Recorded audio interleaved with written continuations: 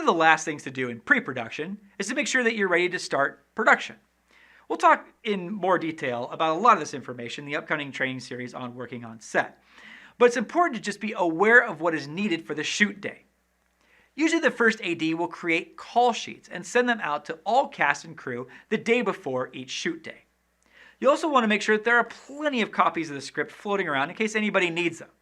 Now, usually the script supervisor, actors, director, first AD, these people will probably show up with the script because they usually work with it really closely. But it's always helpful to have extra copies on hand just in case. One of the things that I like to do is put all my pre-production work in Evernote, though you could use any cloud-based service that works on mobile devices. That way I not only have the screenplay always on hand and in my pocket, but also the shot list, the schedule, contact info, location info, or whatever else I happen to need.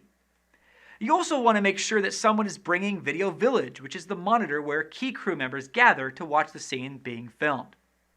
On bigger sets, you'll also want to make sure you rent a walkie-talkie system so that crew members can communicate to each other. If the director of photography uses the bathroom and doesn't tell anyone, the entire world melts down trying to figure out what happened. On our set, we didn't have walkies for everybody, and at one point we couldn't find one of our main actors. Turns out he was just taking a nap in his car, which is actually really far from set. So we had to send somebody from set to run and get him and then come back. And the whole process took like 15-20 minutes at a time when we couldn't really spare 15-20 minutes. So the walkies ensure that communication is instantaneous and that everyone can always be accounted for. Now, I kind of mentioned this in the chapter about locations, but you always want to make sure that contracts, paperwork, any of that legal stuff is taken care of way before production, just as soon as possible.